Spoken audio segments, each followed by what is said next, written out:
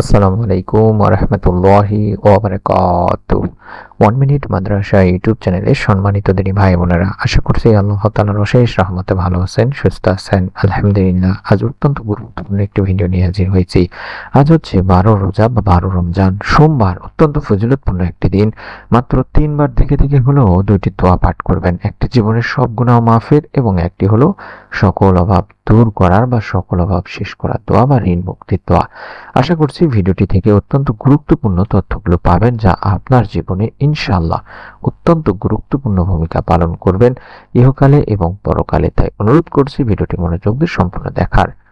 সোমবার এমন একটি দিন দিনী ভাই বোনেরা, যা ইসলামের ইতিহাসে একাধিক গুরুত্বপূর্ণ ঘটনার সাক্ষী। এই দিনে জন্মগ্রহণ করেছেন মানবতার শ্রেষ্ঠ নেতা, বিশ্ব জগতের রহমত সৈয়দুল মুরসালিন হযরত মুহাম্মদ সাল্লাল্লাহু আলাইহি ওয়াসাল্লাম। এই দিনে তার প্রতি ওহী অবতীর্ণ হয় এবং তিনি নবুয়তের মর্যাদায় ভূষিত হন এই দিনেই। তাই হযরত আবু কাতাদা আনসারী রাদিয়াল্লাহু তাআলা আনহু বলেন, আল্লাহ রাসূল সাল্লাল্লাহু আলাইহি ওয়াসাল্লামকে সোমবারের রোজা সম্পর্কে জিজ্ঞাসা করা হলে তিনি বললেন, এই দিনে আমি জন্মগ্রহণ করেছি এবং এই দিনে আমার প্রতি ওহী নাজিল হয়েছে। সহিহ মুসলিম শরীফের সহিহ হাদিস।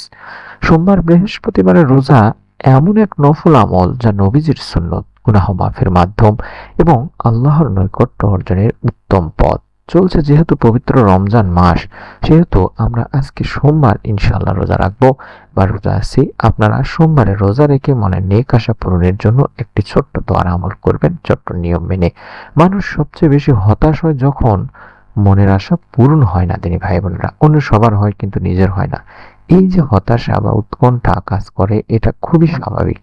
সেই সাথে মনে মনে কিছু চাইলে সেটার জন্য আল্লাহ তাআলার কাছে চাইতে হবে, কেননা তার ইচ্ছা ছাড়া আসমান ও জমিনে কোনো কিছুই ঘটে না।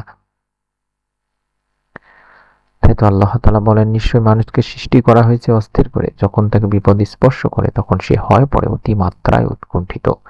আল্লাহ তাআলা নিজেই বলছেন। তাই আল্লাহর রহমত থেকে নিরাশ হওয়া যাবে না। সর্ব অবস্থায় আল্লাহকে স্মরণ করতে হবে। আল্লাহর দয়া অনুগ্রহের চাদর সবসময় আমাদের আবৃত করে রাখেন, এই বিশ্বাস রাখতে হবে। বান্দার যে সময় যেটা প্রয়োজন ও কল্যাণকর হয়, তখনই রব্বুল আলামিন আল্লাহ তাআলা সেটা তাকে দান করেন।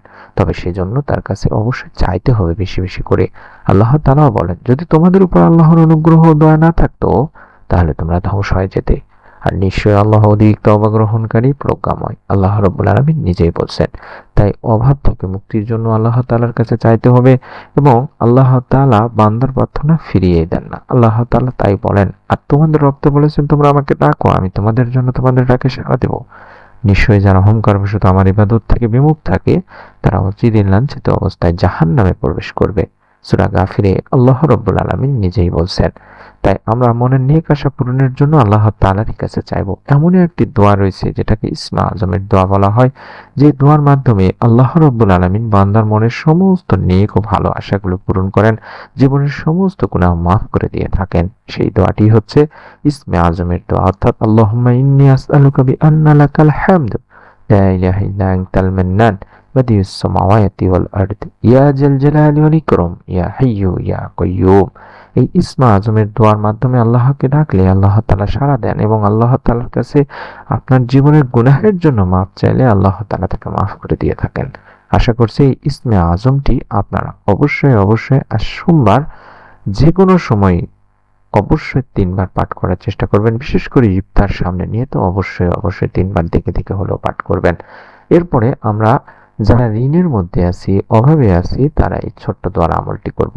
বিভিন্ন সময় আমরা অনেকে ঋণগ্রস্ত হয়ে যাই দিনী ভাই বোনেরা। এই ঋণ প্রকৃতপক্ষে কারো জীবনের ক্ষেত্রে সুখবর বা সুখের খবর নয়। আর তাই জীবনের সব সময় আমাদের উচিত হবে ঋণ থেকে মুক্ত থাকা। ঋণ থেকে মুক্তি লাভের জন্য হাদিস শরীফে এমন কার্যকরী কিছু দোয়ার আমলের কথা বর্ণিত হয়েছে। সেখান থেকে আমি একটি দোয়া আপনাদেরকে শিখিয়ে দিচ্ছি। একবার ঋণ থেকে রক্ষা পেতে প্রার্থনারত অবস্থায় এক ব্যক্তি বিশ্বনবী সাল্লাল্লাহু আলাইহি সাল্লামকে দেখে বললেন, হে আল্লাহর রাসূল সাল্লাল্লাহু আলাইহি সাল্লাম, আপনি ঋণ থেকে খুব বেশি আশ্রয় প্রার্থনা করে থাকেন, এর কারণ কি? নবী করিম সাল্লাল্লাহু আলাইহি ওয়াসাল্লাম বলেন, মানুষ ঋণী হলে কথা বলতে গিয়ে মিথ্যা কথা বলে এবং অঙ্গীকার করলে রক্ষা করে না। এটি বুখারী শরীফের সহিহ একটি হাদিস তিনি ভাই বোনেরা। তাই ঋণ থেকে বাঁচার জন্য অন্তত 3 বার পাঠ করব। আল্লাহুম্মা কফিনি বিহালালিকা আন হারামিকা ওয়া আগনিনি বিফাদলিকা আম্মান সিওয়াক। اللهم اكفني بحلالك عن حرامك وأغنني بفضلك عمن سواك। এভাবে এই ছোট্ট দোয়াটিও 3 বার পাঠ করব। এই দোয়া পাঠ করলে হাদিস শরীফে বলা হয়েছে একবার হযরত আলী রাদিয়াল্লাহু তাআলা আনহুর কাছে এক ব্যক্তি তার ঋণ পরিশোধের জন্য কিছু সাহায্য চাইলেন। এ সময় আলী রাদিয়াল্লাহু তাআলা আনহু তাকে বললেন, আমি কি তোমাকে কয়েকটি শব্দের শিক্ষা দেব যা আমাকে রাসূল পাক সাল্লাল্লাহু আলাইহি ওয়াসাল্লাম শিক্ষা দিয়েছেন? যদি তুমি এটা পাঠ করো তাহলে আল্লাহ হয় তোমার ঋণ মুক্তির ব্যাপারে দায়িত্ব নেবেন। যদি তোমার ঋণ পর্বত সমানও হয় থাকে। সুবহানাল্লাহ, সুবহানাল্লাহ। এরপর হযরত আলী রাদিয়াল্লাহু তাআলা আনহু ওই ব্যক্তিকে উপরে এই দোয়াটি পড়তে বলেছিলেন, অর্থাৎ যে দোয়াটি আমি আবারও আপনাদেরকে স্ক্রিনে দেখাই দিচ্ছি। এই দোয়াটি 3 বার পাঠ করবেন। ছোট্ট নিয়মটি হলো যখনই দোয়ার আমলটি করবেন কয়েকবার দরুদ ইস্তেগফার পড়ে নিয়ে তারপরে দোয়াগুলো পড়বেন। আমরা মন থেকে দোয়া করি যারা আমল করবেন রব্বুল আলামিন যেন তাদের মনের নেক আশা পূরণ করেন, তাদের গুনাহ মাফ করেন, তাদের পরিবার সংসার থেকে ঋণ মুক্তির কোনো না ব্যবস্থা করে দেন এবং অভাব অনটন দূর করে দেন। আমিন। নতুন ভিডিও দেখার আমন্ত্রণ জানাচ্ছি। নিয়ত করে আমলটি করুন, ভিডিওটি আপনার নিকট আত্মীয় স্বজনদের কাছে শেয়ার করুন এবং নতুন আমলের ভিডিও পাওয়ার জন্য অবশ্যই ভিডিওটিতে একটি লাইক দিয়ে চ্যানেলটি সাবস্ক্রাইব করে বেল বাটনটি অন করে রাখুন। সকলে ভালো থাকুন, সুস্থ থাকুন। নতুন ভিডিও দেখার আমন্ত্রণ জানিয়ে আজকের মতো বিদায় নিচ্ছি। আসসালামু আলাইকুম ওয়া রাহমাতুল্লাহি ওয়া বারাকাতুহু।